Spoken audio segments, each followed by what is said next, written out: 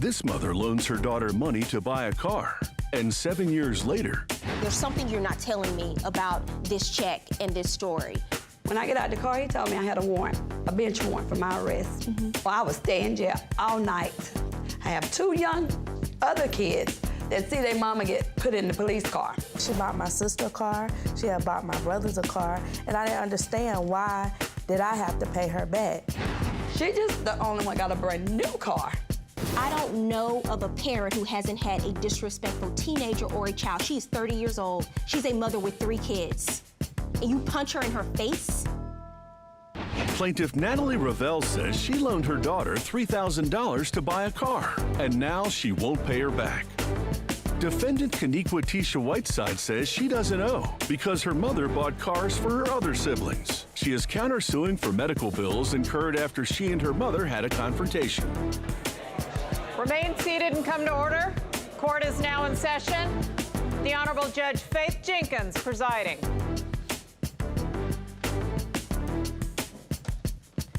Your Honor, this case is Ravel versus Whiteside. Thank you, Barbara. Natalie Ravel? Yes, Your Honor. You are suing the defendant, Kaniqua Whiteside? Yes, ma'am. For $4,500 for a loan and bail fees? Yes, ma'am. And you are countersuing for $1,000 for hospital bills? Yes, ma'am. Okay. I understand. Is Miss Whiteside your daughter, ma'am? Yes, ma'am, she is. Okay. So why don't we start from the beginning and you tell me what's going on here? Well, I was 15 when I had Kaniqua. I can't change the fact, I had at 15. Right. But I worked, did everything I could for her. I always have, for her, her husband, and her three daughters. Anything to help her, I will. And how old are you now? 30. 30 years old? So what has your relationship been like with her over the last it's been several rocky. years? I don't know why. I love her, but up and down. I guess because I was so young in age, and she's very close to me in age. A lot of disrespect growing up, and my parents didn't allow that, and I didn't either, but I've done everything in my power to make her happy. What do you mean by the relationship became rocky over the last several years? Well, just being, typical teenage, disrespectful. She lived with my parents, and, if I say something, grandparents gonna go behind you. But I'm still your mom. What do you say, Miss Whiteside? How would you describe the relationship with your mother prior to this incident and this lawsuit? My mom, she has always treated me differently. I don't know if it's because our age or what the case may be, but I stayed with my grandparents. That's not true. Her other kids stayed with her. When you say you stayed with your grandparents, were you living in the same city as your mom? At first I was, and then my mom, she moved to Columbia, and she then moved to Kansas City, Missouri. And I was like 16, and my grandparents sent me out there to stay with her for like a year. But from birth to 15, I stayed with my grandparents. Okay. So they raised me, and I feel that she always have treated me different.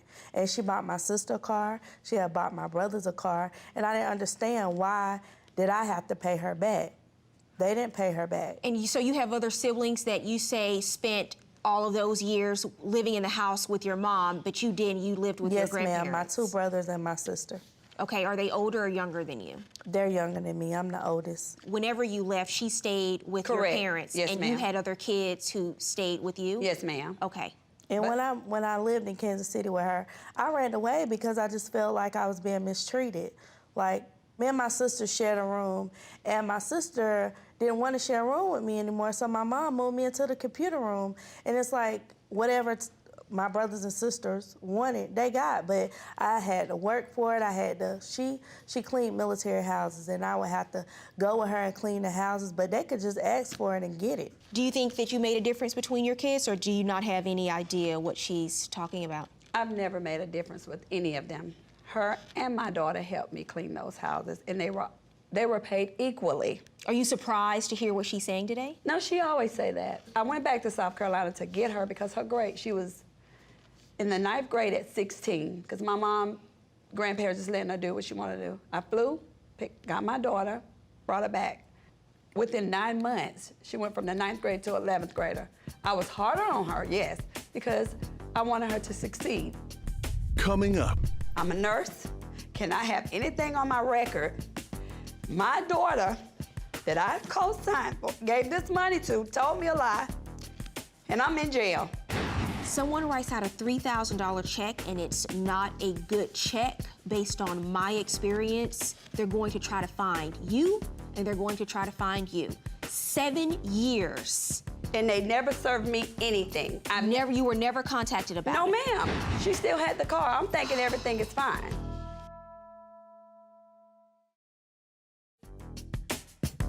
Plaintiff Natalie Revell says the check she wrote landed her in jail when her daughter refused to pay a loan back. She's suing for the unpaid loan and other expenses. Defendant Kaniqua Tisha Whiteside says she doesn't owe the money and is countersuing for medical bills after her mother hit her. So back in 2006, you're working, you want to buy a car, and you don't have the money for a down payment. So you have a conversation with your mother about it. Based on what I've read, the two of you have very different stories about this $3,000. So I want to hear what you say happened first, and then I'll hear from you. Okay. Well, she called me. First, she asked me to co-sign for the car. I told her I wasn't, I wasn't going to co-sign, but I would help her. When I get to the dealership, she had to put down $3,000 because her credit wasn't good enough. I said, Tisha, Kaniqua, I call her Tisha by her middle name. Okay. But I told Kaniqua, I said, I will write a check, and I told the dealer, only if y'all hold it for 45 days. I said, but you gotta pay me back or pay this check off. She said, I'm waiting on my taxes, I will pay it back. So you write a $3,000 check to the dealership. You know you don't have that money in your account. No. But you write it to the dealership, and they're supposed to hold it for 45 days? Yes, ma'am. Until she brings them cash? Yes, ma'am. That's how they do on a down payment in South Carolina. And if she wasn't to bring the money back, Who told you the dealership that was the agreement with the dealership? Who told you that? The dealer. And they allowed it. Was she physically at the dealership with you? She was with me. And she wrote a check and gave it to the dealership for $3,000? Yes. And they was gonna take the money out of her account, and I was supposed to pay her back, not the dealership, but her back. And I agreed to pay her back. So this whole issue with them holding the check for 45 days and used as collateral, do you know anything about that? No. So when she wrote the check out to the dealership, You're lying. they get, stop. What do you say happened with the check? Well, she was riding around with the car. 7 years later, I'm driving, go through a roadblock like a routine traffic stop. He took my license, registration, come back. Police did? The police officer. He said, Miss Revell, can you step out the car? I said, for what? What's wrong? I know everything is legit on my car, nothing. When I get out the car, he told me I had a warrant, a bench warrant for my arrest. I said, for what? I don't do anything. And because I'm a nurse, I don't do anything. When he put me in the car, he said I could call someone to come get my car so they wouldn't have to put it in the pound. I called my daughter. So they arrest you, they take you down to the station, and they tell you it's because of that check you wrote to the dealership back in 2006. They served me the warrant at that time. He served me the warrant. When I looked at it, I knew exactly what it was. They gave me 2 hours to get a bondsman, or I would stay in jail all night. Mind you, I'm a nurse. Can I have anything on my record? My daughter, that I co-signed for, gave this money to, told me a lie, and I'm in jail. I have 2 young other kids that see their mama get put in the police car, okay? I go to court. I go in front of the judge. He made me get a bondsman. And they had to come and see me in an orange jumpsuit because they arrested me and put me in handcuffs. I'm dressed out like I'm a criminal, and I'm always preaching to them, don't go to jail. So what happened with the check? They attempted to cash it, and I had closed that account. So the warrant was for fraudulent check with criminal intent. When was it closed? Maybe 4 months later, because that was my husband and our joint account. So we switched bank. They certainly know where to find her because the check was used to pay for the car that she's driving. Correct. So, someone writes out a $3,000 check and it's not a good check based on my experience, they're going to try to find you and they're going to try to find you. 7 years And they never served me anything. You were never contacted about No, it? ma'am. She still had And the car. did anyone ever contact you? No, ma'am. When I went to her after I was... And the address on your check was the address you were living at the time? No, ma'am, I had moved into another house, but I'm But right, still when in you wrote Greer. out the check, that address was your current address? Yes, ma'am. When I went to Caniqua, she insisted that it was paid. She told me, "You lying. I paid it. That ain't why you went to jail. That's not true." We got into it really bad. I popped her.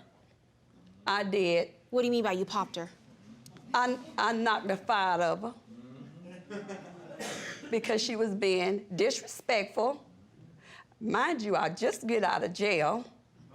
You don't sit up here and have me arrested because you lied to me in my face and you're gonna tell me the police is lying about a $3,000 check that you said you was gonna take the money. I didn't tell her I paid the check. You lying. So what you happened? said you lying. went down there and She's paid lying. it. Ms. Ravel, she's not arrested because you're not paying her $3,000 back. She's arrested because they say the check was bad. So I'm Right. trying to understand, when she comes to you, does she say that to you?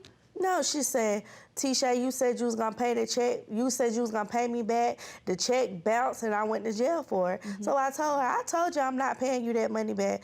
Like, you always have treated me different. And I'm tired of that. Like, no, you did for That's the them, attitude, so you're Your gonna Honor. do for me. And that's just what it is. Yes. So she hit me in my eye. And that's why I'm kind of suing her, because I was out of work for like a week and a half from having a black eye. She bruised my orbit, like the top part of my eye. And like, when I woke up the next morning, my eye was closed shut. So I couldn't go to work like that because I work at a psychiatric facility. Coming up, can this family relationship be salvaged? If you had heard the things she was saying to me, she deserved it. And yes, I might have been wrong for punching her, but she provoked it. Plaintiff Natalie Ravel is sorry that she hit her daughter, but still wants a $3,000 loan paid back, especially after the incident landed her behind bars. Defendant Caniqua Tisha Whiteside says she won't pay back the loan and wants $1,000 for her hospital bill. Here's what it sounds like happened to me. I think you wrote a check post-dated to the dealership. I think you were supposed to pay her the money and put it into her account before that check was supposed to be cashed. Yes, ma'am. And that didn't happen. And when no one ever called either one of you about it, and so many years went on, I think you thought, oh, she's still driving the car, no one's contacted me about it, it's okay. You finally get stopped, you find out there's a bench warrant, you get put in jail, you go to her and you say, you were supposed to give me this money and it was supposed to be put in my account. If you had given me the money, like you said, that check wouldn't have been cashed on a closed account and we wouldn't be in this situation. That's what I think happened. But That's what I think she's happened. not- The second thing is, I have an issue with you hitting her in her face. Just because she is your mother, you do not have to let her beat you up. Do you understand? You don't Yes, have to ma'am. let her put her hands on you, because that is not how you resolve conflict, by assaulting your own daughter and punching her in her eye, and so she can't even go to work for a week. But she swung also. That's not what you said. very I didn't swing. disrespectful. I tried to get her away from me. She's so very it may have disrespectful. looked like I was swinging, but I And didn't hit yes, her I back. did, Your Honor. I don't know of a parent who hasn't had a disrespectful teenager or a child. She's 30 years old. She's a mother with 3 kids. And you punch her in her face? You say you're a nurse and you don't want to go to jail, then I would suggest you stop punching your daughter, because she can call and have you arrested for assault, and I would. You wrote in your complaint, every time I think about getting arrested and possibly having a record, it makes me want to fight my daughter all over again. That's sad. I don't know What's your happened countersuit for? $1,000 For what? my hospital bills. You went to the hospital? Mm-hmm. She had hemorrhaging in her eye. Sounds like you delivered a knockout punch to her face, essentially. Just because she is your daughter, I don't care who it is, you can't assault people. You're right. If you don't think they're doing something right, you cannot proceed to assault them, because you're really going to have a record. You're really going to be arrested. You're right.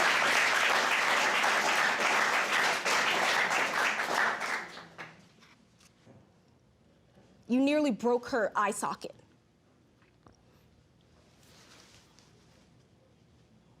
And I don't understand that. Are the two of you on speaking terms now? Not really. She get my kids every Friday, but usually we go through my sister, so. But no, not like we used to be, no.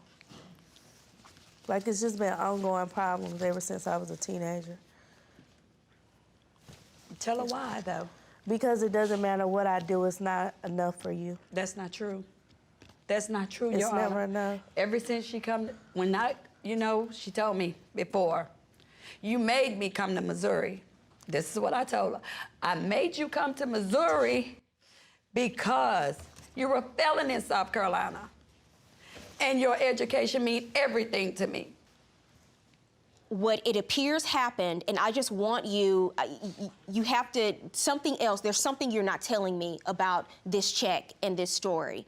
Because if there is a $3,000 bad check outstanding, someone's going to call you. It's a $3,000 check. They tried to cash that check on a closed account, or they're going to take her car back. Did anyone ever take your car back? Yes, my car got repossessed. Because why? Because you weren't making payments? And I called Mom and I asked her, well, they came and picked up my car. Noah paid the payment, so why did they come pick up my car? She said, I don't know, T-Shay. I don't know what's going on with the car. When was your car repossessed? Like in 2008. Okay, so they came and repossessed your car in 2008. Had you made all your payments? I had. And now, Judge Faith rules. The agreement, I think, was between the two of you, that you would get your tax return money and put the money into her account so she would have money in her account. She already said when she wrote the check, she knew she didn't have the money. No. I think, stop. You told her that you would give her the money when you got your tax refund back. Yeah, I would give her the money. I wasn't supposed to put nothing in her account. And you did not do that. Right. You told her you would, and you didn't. Mm-hmm. You are a nurse. A person who helps take care of other people. I need for her to be number one on your list of people you take care of.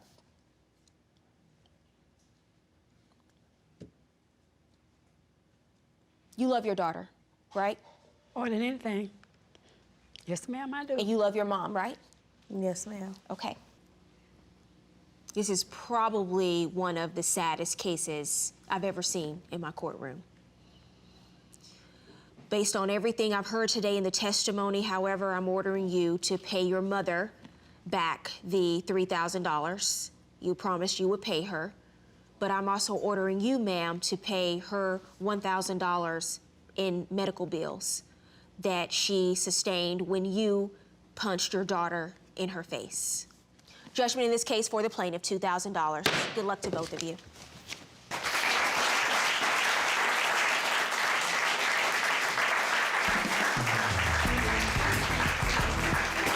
This aunt says her niece pretends she doesn't owe for a loan.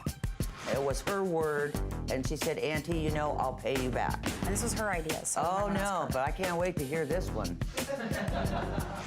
But the niece insists her aunt is hiding money from her kids' IRAs. She swore to me she still had those accounts for the IRA, both of those accounts, 2 accounts. Never had a conversation. Never happened.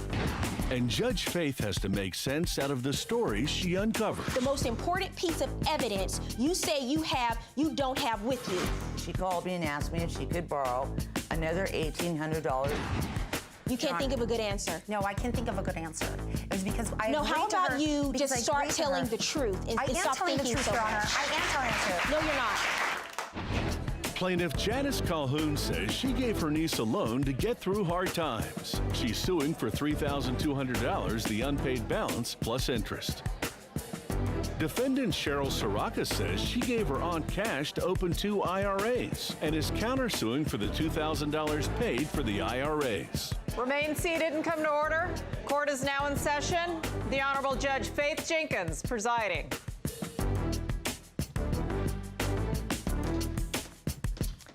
Your Honor, this case is Calhoun versus Soraka. Thank you, Barbara. Janice Calhoun, Yes. you are suing the defendant Cheryl Soraka for $3,200, $2,900 in an unpaid loan and $300 in interest? Correct. And you are countersuing, ma'am, for $2,000. You say she owes you that money. Yes, ma'am. Okay. I understand that Miss Soraka is your niece, ma'am? She is my brother's stepdaughter. Yes, she is my niece. Okay, so why don't we just start from the beginning and you give me a little bit of background about you and Miss Soraka's relationship? I've known her since she was about 2 to 3 years old. While she was growing up as a young child, I wasn't really around her very much, but over the last few years, our relationship has gotten rather close as she's gotten older and was married and started her own family. So we have become very, very close. And how would you describe your relationship with your aunt over the last few years? We had gotten closer. She would be at my house on the holidays. After my grandfather passed away, we conversed more often on the phone, and then it just on a daily basis at times. Sometimes, like she said, 2 or 3 times a day. I was going through some personal issues with my marriage and also just other issues, and she was there for you? Yeah, she was being a good aunt. Okay. Prior to the money that's in dispute in this case, was she helping you out financially? No, Okay. no. So she called you had a conversation with her. What specifically did she say she needed money for? Because her husband had been temporarily laid off, and they were behind on their rent a couple of months, and that at that point in time, she said, I only have $3 in my checking account. I don't have any food for the kids or for us, and my phone's getting ready to get turned off, and she had some other issues with utilities. And I asked her, I said, well, what are you asking me? And she said, well, I want to know if you can help me out. I said, well, how much do you absolutely have to have? And she said, well, $3,000 is what I need to get me out from under this. And I said, well, that's quite a bit. How Are you working? Are Pardon you me? retired or are you working? I'm retired. Okay. So what's your source of income? I have my retirement and Social Security disability. Okay. So $3,000, you say it's a lot of money for you? Well, it's a lot of money for me to loan. Right. But I was willing to do it for her. And then I had even asked her, well, could we do something like maybe $1,500? And she goes, well, that's not really going to help that much. And I said, it got to be $3,000? And she goes, $3,000's really got to get me where I need to be. And I said, well, okay. And what do you say? What do you say she said in terms of the agreement to pay you back? I know you have a different story, and I'll hear that in a second. But what do you say the agreement was in terms of her paying you back? There was the only agreement was that it was her word, and she said, Auntie, I'll pay you back. Starting when? I'll pay you back, Auntie. Okay. And so when on the 24th, she said, well, can I come, I'll come over and get a check. I said, well, you don't have to do that. Give me your checking account number, and I will go get the money and go put it in your checking account. So you didn't have to, because she does have her 2 small children, so she wouldn't have to do that I would take care of it for her. And do you have proof that you did that? Yes, I do. May I see it, please? Yes. So you say you put $3,000 into her account. Did she Yes. ever pay you back any of this money? She has paid me $100. Do you have proof of that? Yes. May I see that, please? What's going on, Ms. Soraka? What do you say happened? Early 2013, she's supposed to invest in 2 accounts for my children. What was the exact conversation you say you had with her? Was that just in case I was going to get a divorce or just longevity security for my children? It was a smart thing to do. And what specifically did you say to her that you wanted her to do? Invest this money so it would have security for my children. Invested in what? And we decided 2 individual IRAs, which fluctuates with the stock markets. She's the one who knew about this. She had been coaching me and standing beside me through so many different things that I felt very comfortable with her decision. I withdrew the money out of my account. How much money? Which is $5,000, $2,500 each. And when I had called her, I was at ends. I had no monies, and I needed her to liquidate the IRAs. But along this time, I had asked her for information, something saying that these 2 accounts existed, and I've never gotten any proof. And like we've explained, that we had not seen each other in person very often, so it was always put off till the next day, till the next date, till the next date. How much money are you saying you gave her? $5,000. In cash? Yes, and it was supposed to be $2,500 for my son, $2,500 for my daughter. To open 2 IRAs? 2 separate accounts, yes. And you, to this day, you have no proof that these IRAs exist? Nothing.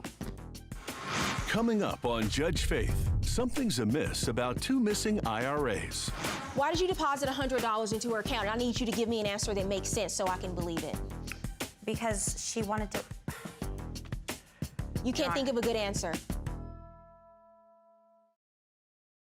Plaintiff Janice Calhoun says her niece took out a loan with her but never paid it back. Defendant Cheryl Soraka says her aunt owes her for 2 missing IRAs.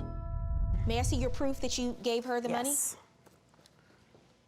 Well, this just says that you withdrew $5,000 out of your bank account, but it doesn't show me that you actually gave her, because she's going to say, did she give you $5,000, She ma'am? never, we never Okay. had a conversation. She never gave me a dime. I don't dispute what you say, that you took out $5,000 out of your No, account. there's an additional receipt that I have misplaced. Well, the issue is, do you have proof that you gave her that money to open up 2 IRAs? Besides emails, text messages, no. Okay, Oh, I'd did like you to have see a those. conversation? Did you have a conversation with Ms. Soraka about setting up IRAs? Never. Never had a conversation? Never happened, no. You have no idea what she's Never. talking about? No. Never. Did she ever give you $5,000? No.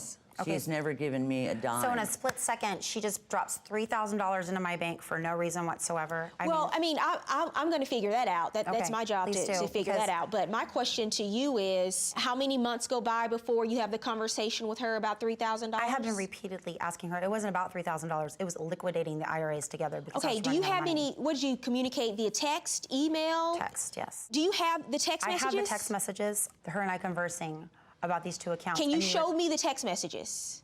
Yes, if we can get the phone to charge. No, she can't. No, hold on a Let's second. go to Hold the on a phone in second. possession. We can plug it in, Your Is your Honor. phone working? I mean, what do you No. mean by you can't get the phone to charge? No, I cannot get the phone to charge. What other proof do you have, ma'am?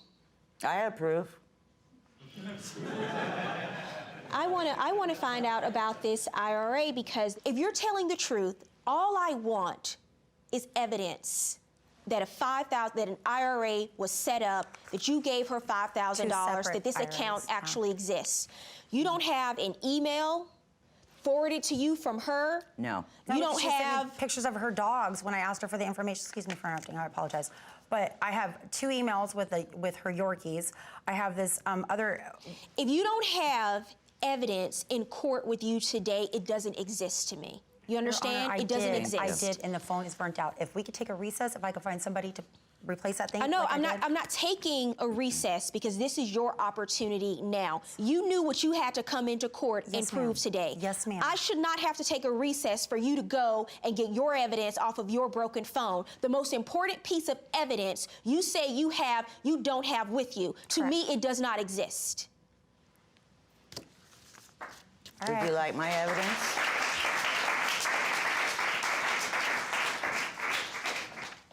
You know, I'm really starting to question your credibility on this, because from January until now, you say you gave her $5,000 in cash, And by I the way. repeatedly asked in her cash. for the reports, some type of And you information for the have no accounts. proof with you today that this IRA exists. She says it doesn't. You have no proof that it exists. You have no proof that it was ever set up. You have no proof that you ever gave her $5,000. You have no proof that you ever followed up with her and asked her about the IRA. You have absolutely nothing. May I say something? She had called me. She'd had some accident with her van on the freeway coming from her grandmother's house back to her house. She'd run over a blanket. Mm-hmm. So she Really? had to have her car repaired, and her insurance company was going to pay for it, but they weren't going to pay the repair shop. So she's to asking make you sure for that it more was money. repaired. That's what you're So saying? she needed her car, so she called me and asked me if she could borrow another $1,800 so she could get her car from the body shop. at this time, it had been too many months, and I hadn't gotten any money back from the $3,000. And I said, Cheryl, I just can't. I don't have it. I said, you don't have any recourse at all? And she said, I opened up 2 savings accounts, one for each kid. And she goes, but there's only $500 in each one. And I said, well, you're gonna have to get some money from that. What happened with that conversation about the accident? That is not the way the conversation has gone. What happened? Okay. Did you have an accident? Did you run over a blanket? No, I did not run over a blanket, okay? No, I did not run over a blanket, but I had repeatedly asked her back for the money or proof that that was a penalty. She said that from the 2 IRAs that she had established for my children.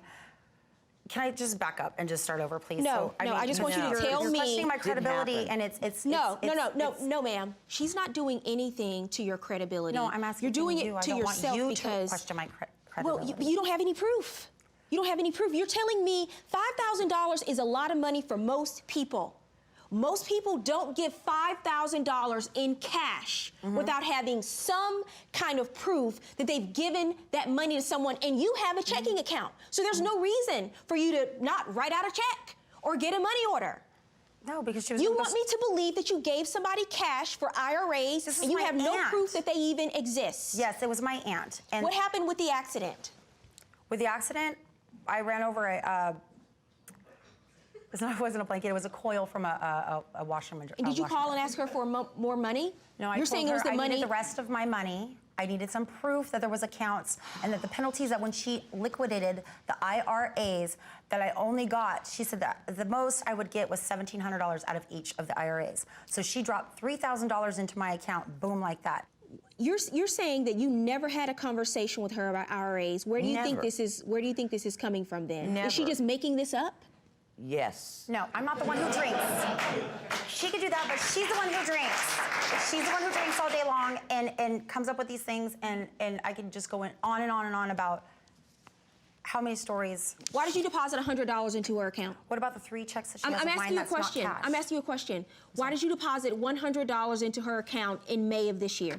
Because she said it would be best if I kept the IRAs. This was way before, if we can go back, okay? That if I kept those 2 accounts for my kids. There are no IRAs. Yeah, well, apparently not, okay? But if and I don't mean to be rude to my aunt, but it's just, there's something so far beyond what is going on here. Why did you deposit $100 into her checking account? Because we agreed it would be best if we kept the IRAs, and the $3,000 she would serve as a loan to me. I'm sorry, what? Okay. And this was her idea. So Oh, no, but I can't wait to hear this one. Coming up, what's the reason behind the total lack of reason? You never once mentioned, what are you talking about? I don't owe her any money. This money is from an IRA that she set up for my kids. Plaintiff Janice Calhoun says her niece owes on a loan she never paid back. Defendant Cheryl Soraka says her aunt owes her money from her children's IRA. Why did you deposit $100 into her account? I need you to give me an answer that makes sense so I can believe it. Because she wanted to. You can't think of a good answer. No, I can think of a good answer. It was because I No, agreed how to about her you because just I start agreed to telling her. the truth and I am stop telling the thinking truth, so Your Honor. much. I am telling the truth. No, you're not. Yes, I am. Yes, This is a simple question. This is a simple question that warrants. Because she had talked me Stop. into having the This is $3,000 as a loan. No, you need to stop. This is a simple question that warrants a simple answer. Why did you deposit, if you didn't owe her any money, why did you deposit $100 into her account in May? Because she swore to me she still had those accounts for the IRA. Both of those accounts, 2 accounts for the IRA, Your Honor. She swore to me she did. This makes no sense. This makes no sense. Ma'am, you said you had text messages and emails? Yeah. Yes. I mean, I'm speaking English. I don't think I'm being confusing. This email. This was from July of this year? Yes. 2 emails from you where you write, you owe your aunt money. The first one, you say it deeply bothers you that she feels you betrayed her and that you've been dishonest and you're not trying to avoid her and you're not trying to not honor your debt to her. In the second email, you write, I want her to know that I'm not betraying her, just very late on paying her back. and for that, I'm very sorry. That was after Something's wrong with you. That was after she. Something's wrong with you. Apparently, yeah. You are, I don't know if you're a compulsive liar I'm or not what a your compulsive issues liar. are. I have the phone. I Here, brought the stop. phone, Your Honor. You can stop. 2 separate emails. And what's so telling about this, in these emails from July of this year, you never once mentioned, what are you talking about? I don't owe her any money. This money is from an IRA that she set up for my kids. Never once do you mention that. Never once do you mention this $3,000 came from an IRA. She still owes me $2,000. No, in these emails that you had no idea would be submitted to court and that I would read, you say twice, I owe her money and I have every intention on trying to pay her back. You know what I think? You know what I think? Please. Let me tell you something. All the text messages on your phone, please. Let me tell you something. I don't know what's going on with you. I don't know why you're like this, but you have an issue because she gave you $3,000. No, I absolutely believe it was a loan. Listen. That's my money, Your Honor. Stop. No, it's not your money. No, it's not your money. You went to your aunt, just like she said you did, and you asked her for $3,000. You want me to believe, and you're coming up with a story about some IRAs that you have no proof exists. None. Zero. And you want me to actually believe that, and then you file a counterclaim about it.